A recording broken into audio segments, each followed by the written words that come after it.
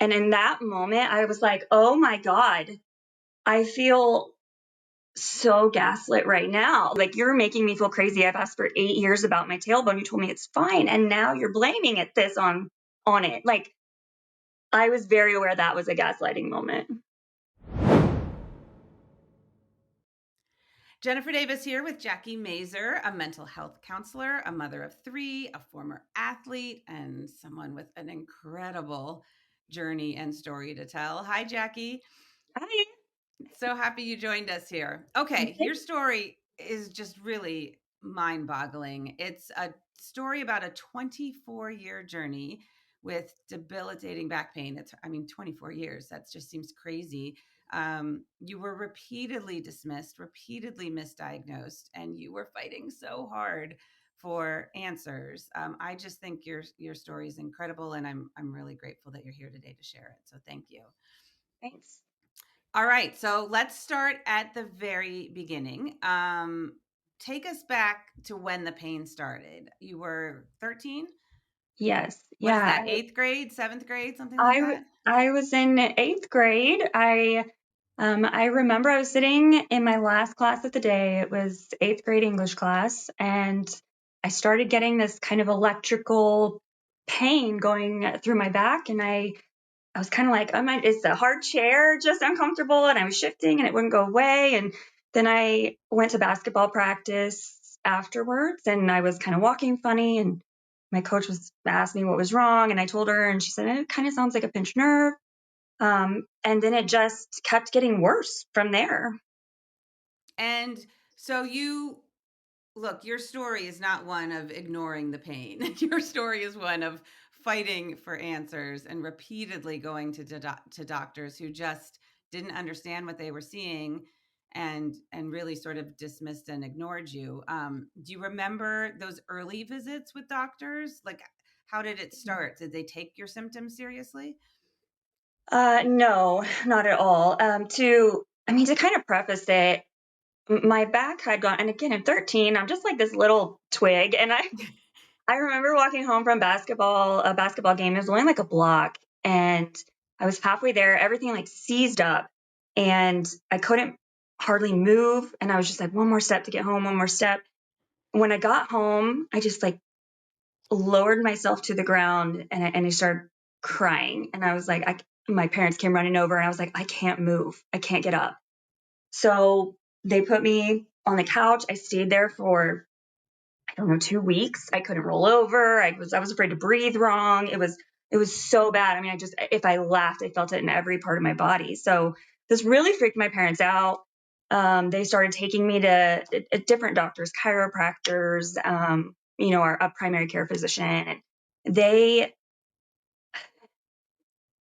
I remember the chiropractor told me it was sciatica, but it was probably just because like one of my legs was longer than the other or something. And then the doctor told me, you must have had an athletic injury.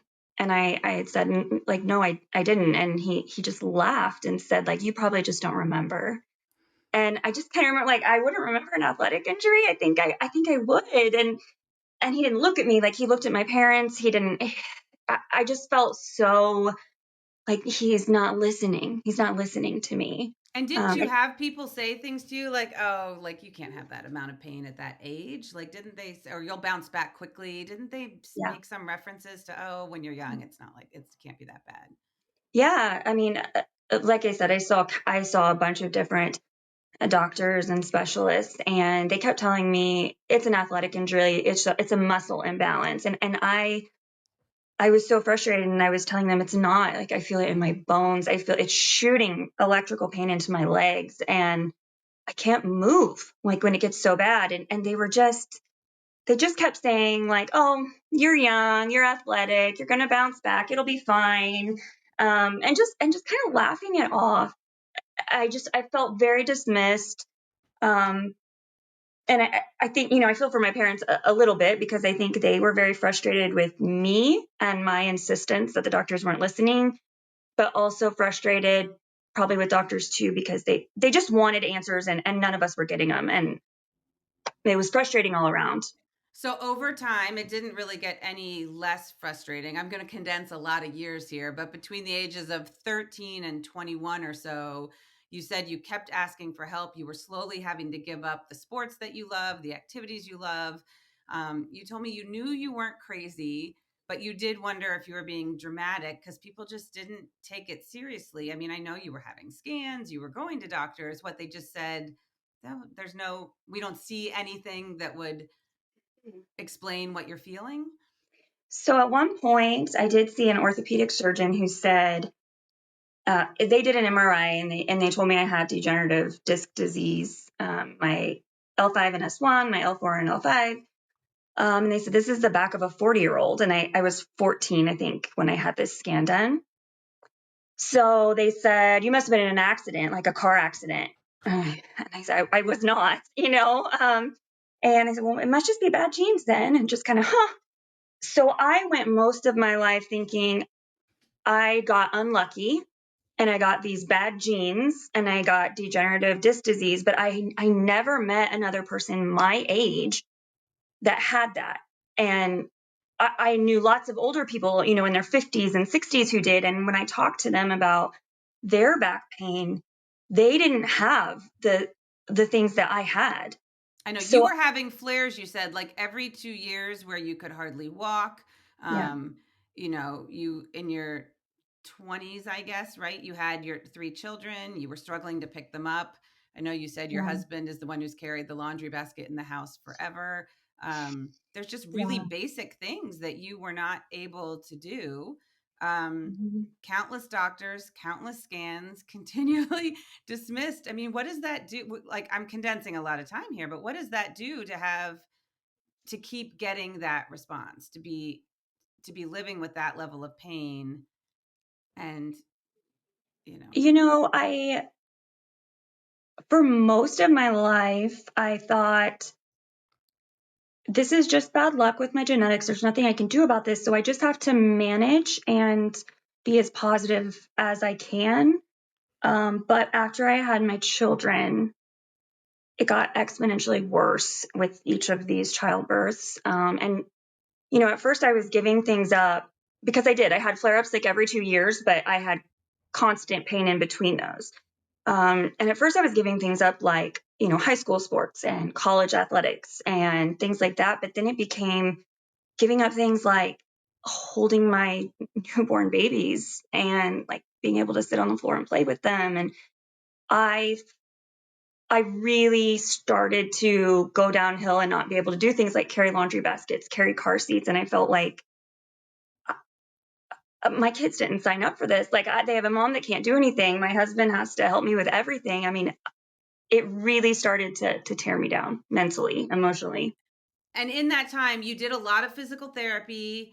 That was about the only thing ever offered to you, right? Pretty much. I mean, I tried acupuncture and stuff like that. I tried everything I could think of, you know. Gaslighting is when you're made to doubt your own experiences. Did you know while you were going through it that you were being gaslit by doctors, or when you're in it, do you not realize it? For most of my life, I did not realize that. I was very aware and saying they're not listening to me. They're not listening to me. But it was not until maybe this just in the last year or so that I'd never heard of medical gaslighting, but I had an experience with I I broke my tailbone during my first childbirth. It hurt for 8 years. I had multiple scans and I said, please check my tailbone while you're looking at my back. And they kept telling me, it's fine, it's fine. And then I had this horrible flare up where I was going numb from the waist down. And the doctor was like, well, there's no reason for that, but your tailbone's swollen. And in that moment, I was like, oh my God, I feel so gaslit right now. Like I recognize that immediately. Like you're making me feel crazy. I've asked for 8 years about my tailbone. You told me it's fine. And now you're blaming this on it. Like I was very aware that was a gaslighting moment. And yet, you I just the fact of not being able to get help, I just can't even imagine. I know you'd gone to so many places. So you live, tell us what state you're in. Kansas. I was going to say you're in Kansas. So you'd sort of exhausted options, like you worked like an onion, right? You kind of went out, but you'd sort of tried as many doctors and places as you could. All right, now let's shift to when things started to get better, at least. The turning point, which I think is just so incredible, is that after more than 2 decades of just being ignored, you enrolled in continuing ed classes so you could read your own medical scans and reports. I mean, that's just extraordinary, Jakki. And at the age of 36, you got a CT report that had a couple lines in it that you said you would not have necessarily picked up on before those classes, but you did afterwards. They mentioned something called a pseudo articulation, which is a false joint. Tell us about that. Yeah, so I had gotten the scan and I wanted to get the CT scan. It was of my abdomen. I wanted to see the bones better. And there was no mention of my bones in it. And so for 2 days, I was frustrated and I was scared to ask my doctor to like ask the radiologist to go back and comment on my bones because I thought, I mean, it's all that gaslighting stuff. I thought, my doctor is so annoyed with me. I'm so high maintenance. I'm a burden. All those things. And finally, I did. But just to, the point of the CT scan had been to look at your bones, and there was nothing written in the report about your bones. That's Yes, where we that was are, right? what Okay. I wanted to see in it. Yeah. Anyways, so I did. I kind of sucked it up and I went back and I said, please, like, go ask her. And I do think the doctor was frustrated, but she did. And they added an addendum saying there's the pseudo articulation with sclerosis. And I knew, sclerosis probably meant like there was movement and inflammation. I knew that a pseudo articulation was like a partial joint or partially fused bone. And I had recognized that because in my continuing ed classes that I took classes on radiology reports, but I also took classes on herniated discs and spondylolisthesis and like all these different spinal conditions because I wanted to find something that sounded like me. So I recognized that and I thought that's Bertolotti's. I think I've read Bertolotti's. And so I looked up Bertolotti Syndrome and I started Was reading Bertolotti's everything. in the report, or you just it wasn't? You just recognized that Yeah. because of your classes. Yeah. And so Bertolotti's is the syndrome where you have this sort of false joint that causes pain. Why? It's pushing on the nerve. Is that what it's doing? What's it doing? Yeah. So you have, if you imagine like the bottom of your spine, you have these little bones that come out from each of your vertebrae, and the bones come out and then they go down and they partially fuse with the top of like your pelvic bones, kind of. And they kind of act like a partial joint, like they can move. So you have this bone on bone with no cartilage rubbing, and you have a lot of nerves that come by that area, not like inside, but they can get pinched in there. They are irritated by the inflammation. You can have swelling of your bones. There's a lot happening in that space. And then there's just the collateral damage that it causes to the rest of your spine because your spine has been so unstable your whole life. So there's also this like those after effects of it too. So, what we know about Bertolotti's is that it is often hard to get this diagnosis. Um, Unfortunately, because it's not that uncommon, but it's just not always readily identified by doctors. And so there are only a few experts in the country on this. You set about trying to find one, and that led you to Dr. Colin Haines at VSI. Yeah. But you're in Kansas and he's in Virginia. Did that seem daunting to you at first? Yes, I mean I looked everywhere. I called every kind of like specialized place in Kansas I could first to see if anyone could was familiar with it or could at least just look at the scans. And nobody, I couldn't even get people to return my calls when I mentioned it. So I did. I reached out and I thought, well, he does the telehealth consultation with you, and so I can just kind of feel it out and see if it's worth this trip. And by the time I got off our meeting, I walked out and I told my husband I'm going to Virginia. Now, what I thought was interesting is, and certainly at this point, you have, an incredible support in your husband. Um, But you did say after the experience you'd had for so many years with doctors, people did say things to you before, like before you go talk to Dr. Haines, like don't use too many big words and don't like Yeah. talk back and don't be too this and don't be too that. Um, what was the advice you got and why? And it's certainly understandable after the experience you had, but yeah, what was the advice you got and how do you feel about it now? I was told by a lot of well-meaning friends, family members, and other doctors that if I was going to see a specialist or something, that I needed to don't tell them you've done a lot of research. Don't use medical words. You have to stroke their ego. You have to make them feel really important. I was just like coached on how to get them to not dislike me so that they would be willing to help me. So I'm going into this and it's so frustrating because I want to ask questions by being able to use the things that I know. But I also don't want to lose my chance at getting help. So it was hard. How did you navigate that first call with Dr. Haines, and did you hold back for the whole call or the beginning of the call, or did it at any point did you let go of that approach? Yeah. So initially when I was talking to him, I I was really worried he was going to judge me for being from Kansas. Like he was going to stereotype me and think I was like a backwoods hick or something. So I was like, I want to, appear a little bit like I'm intelligent so he doesn't lie to me about anything. Um, so when I was talking to him, he immediately was like, oh, I love KU basketball. And we bonded over that. And that made me start to feel pretty safe.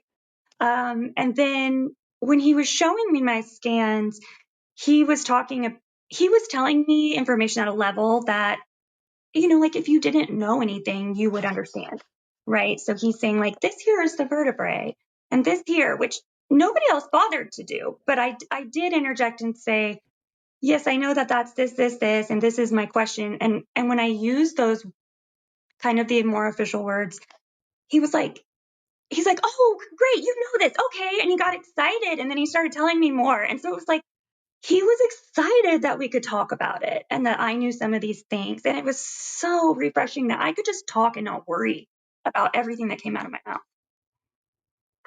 Have you it's amazing. As it should be. That's how it should be. So I think the other thing that so first of all, he validated, like, of course you've had this pain for this long. And yes, you have, it appears you have Bertolotti's. I think the other amazing thing is with Bertolotti's, there's not just one thing you can do about it. There's different ways to go about it. And there are solutions.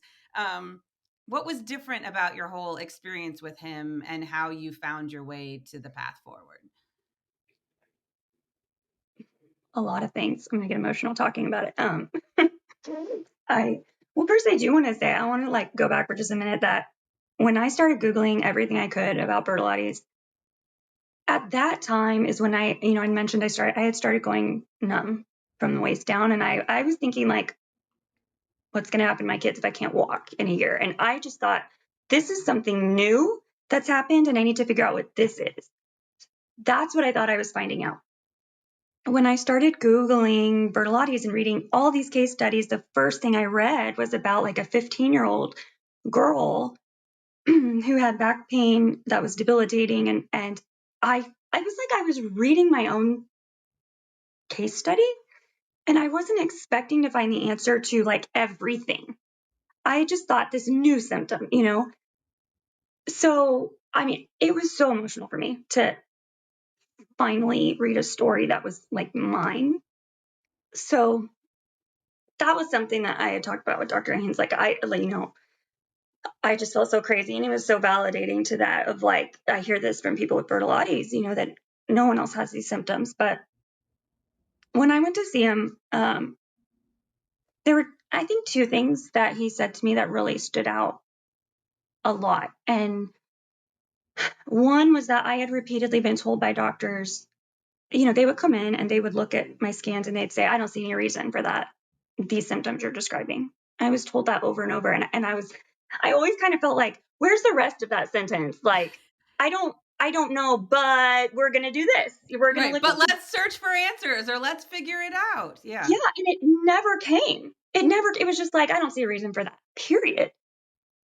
And that was so frustrating to me. I was asking him a bunch of questions in his office, and he was telling me some possibilities of what could be causing nerve pain. And I said, but wouldn't you see that on my scan? And he said, maybe, but he turned around and he just looked right at me and he said, you need to understand that we treat patients, not pictures. And like, it just struck me so much. Like, like to be seen as a person and like, I'm going to listen to what you're telling me and believe you in that. And then I asked him a lot of questions that probably weren't necessarily like his, I asked about endometriosis and like all these other things that had been lobbed at me as potential things. And he would say, I don't know if that could be a reason. That's, endometriosis isn't really my specialty, but I want to figure that out with you. Let me ask this person. Let me look this up. Let me go find more information. And he did, and he brought it back to me. And just that willingness to say, like, I don't know, but I want to figure it out with you was huge for me. And you said the other thing was, he's a dad. He talks a lot about being a proud dad. He has 3 kids. You have 3 kids. And some of what you wanted to know too was like, how will addressing this impact my parenting?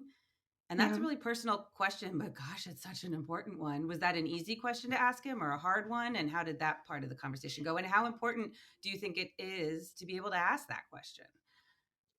Yeah. I mean, huge. I had 3 kids that were under the age of 7.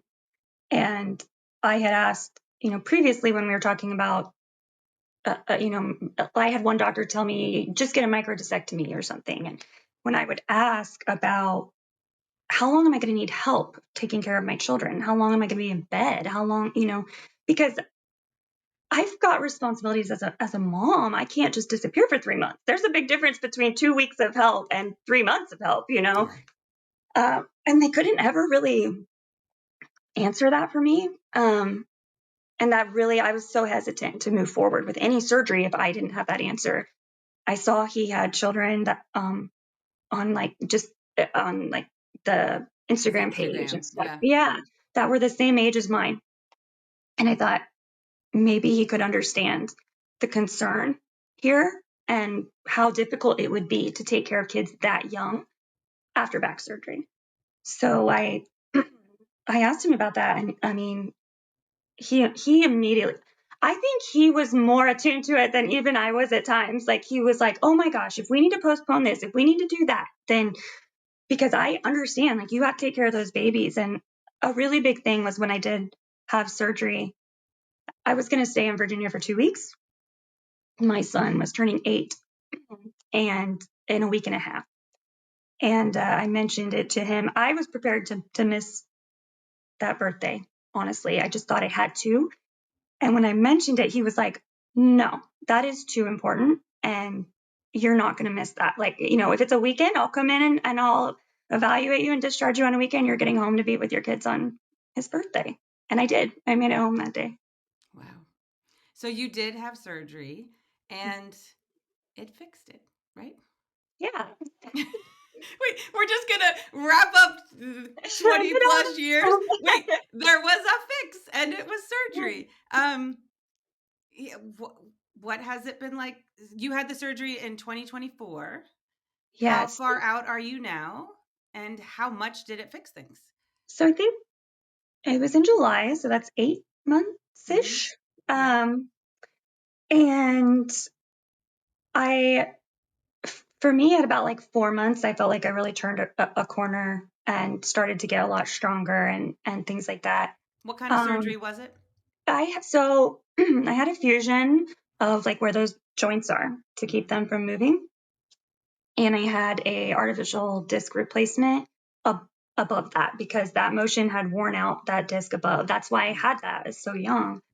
And then 2 days later, I had a laminectomy, and they took some bone out from the facet joints and found that my nerves were actually trapped and pinched under those joints, which was probably a big reason of my lower body going numb. So did the numbness go away right away? Or did you Immediately. so when right Immediately. after surgery the numbness is gone? Yeah. And what Yes. happened at the 4-month mark? What made you feel like you were turning around then?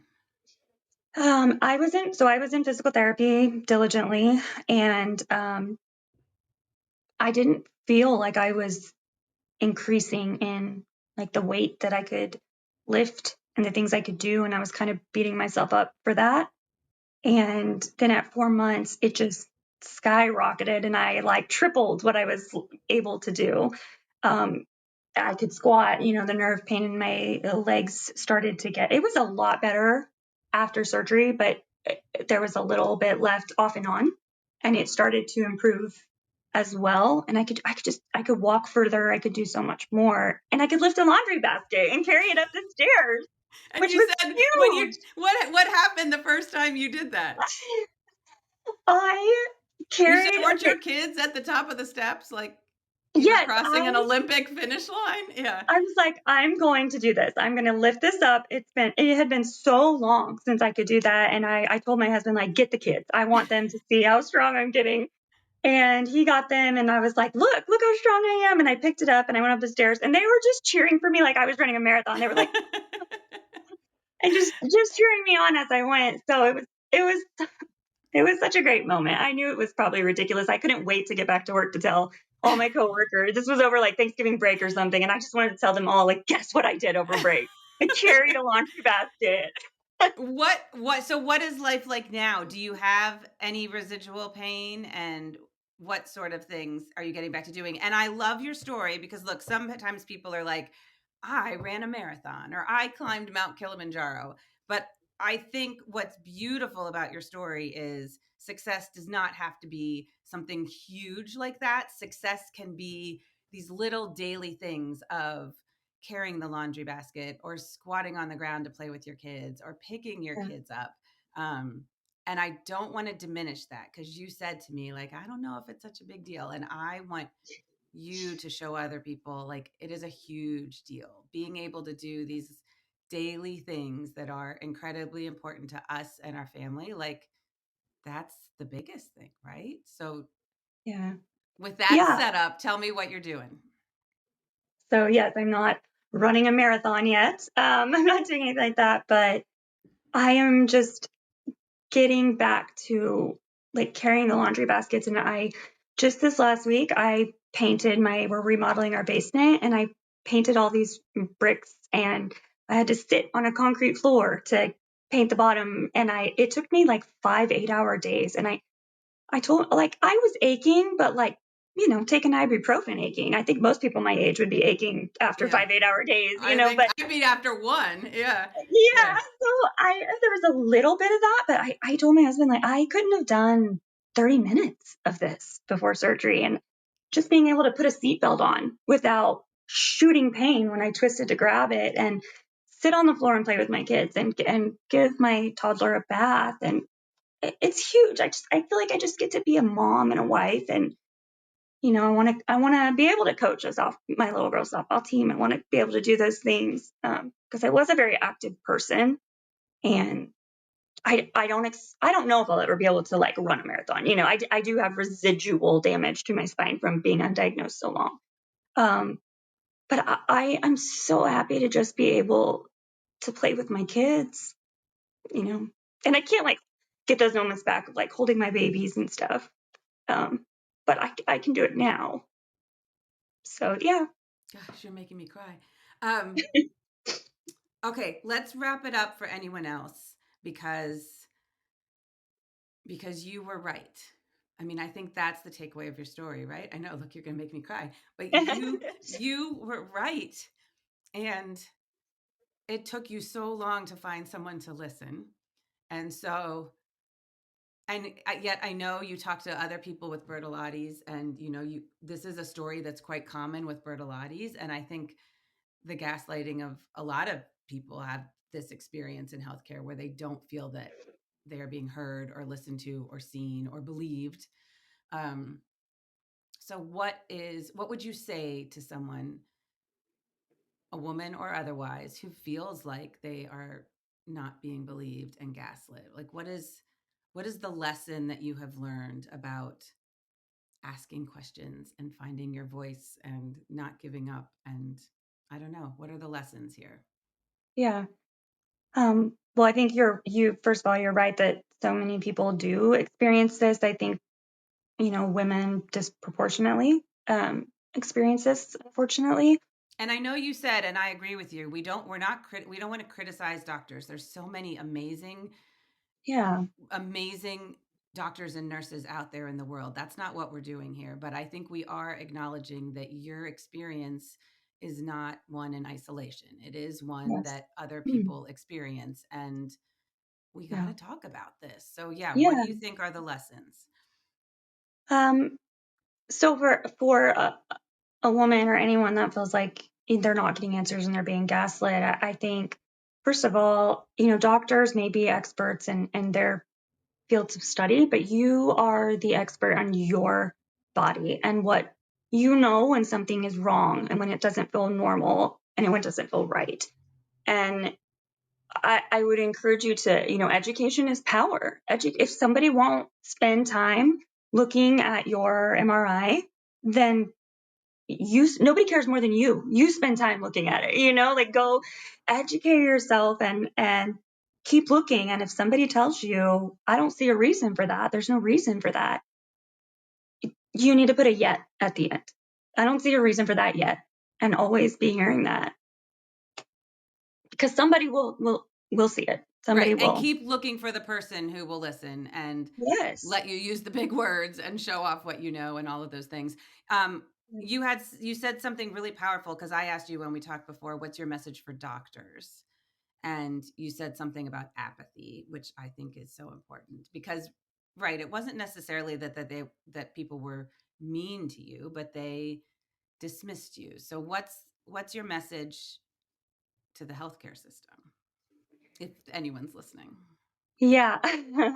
um, well, yeah, you're right. I don't fault anybody for not knowing what they don't know. I do think I had many doctors that really did try to help, and just misdiagnosed and just didn't know, but I did have some that were not that way at all too. I And that think, actively told you, right, it can't be that bad. There's no yeah, explanation for this. there's no reason. I mean, Right. and I won't go into specifics, but I mean, I had people just blatantly lie to me about things too that I knew they were lying about. And so I had good experiences and bad experiences with various doctors, but I think the thing with gaslighting is it happens for a variety of reasons, and it can be it can be our implicit bias that we have, and we have to be very aware of if we're having those and check in with ourselves. It can be a fear of looking incompetent if you say, I don't know, but I want to, let's figure it out. And when really, if you have that curiosity to be able to say that, that was such a big deal for me with Dr. Haines. It makes you look so much more competent to be able to confidently say, I don't know, but let's figure it out. I'm going to look into this. So don't be afraid to say that to your patients. And then I think there's, of course, this systemic issue of pushing insurance companies pushing for more like quantity of patients in a certain amount of time than quality. And You that's talked bigger. about that as apathy, right? And Yeah. And you so told me, that's you said apathy is harm. yeah, and that is kind of I think the overarching thing here is that apathy is harm, and being apathetic doesn't mean blatantly doing something wrong or saying like I just don't care, but it's not caring enough to prioritize your patient care over like your hours, billable hours, and rushing them out the door. Doing nothing, not being willing to say, I don't know yet, that is apathy and that is harmful. So I guess I would kind of charge physicians, this call to action, I guess, is be willing to say, I don't know, but I want to figure it out, and be willing to spend the time with people to listen and to figure it out. Don't be apathetic. All right. And my last question is this. Um, did you know for sure you would get to where you are now? And like, did you think it was possible to fix it all? And based on sort of how you felt during your journey, what's your message to anyone else if they're wondering about that too? Yeah, I did not think I would ever fix it. When I started going numb, I thought I could fix that. I thought that is not going to happen. That's not how I'm living this life. Not being able to walk or feel my legs, like that's not happening. But I thought all the back pain and the flare ups, like that was just bad genes. That was just life, and I would just manage it. So hearing and finding out that no, there's a reason for all of that, and it is fixable was almost too much to absorb and take in. I mean, it was just a lot. And so I guess, if you're kind of struggling and feeling like you're not being listened to, just don't give up, educate, pursue, and find someone as curious as you are for the answer. Jakki, thank you. Thank you for your time. Yeah, Thank you for thanks for sharing your having me. story. I'm so happy you can do all the things you can do now. So thank you. Thanks.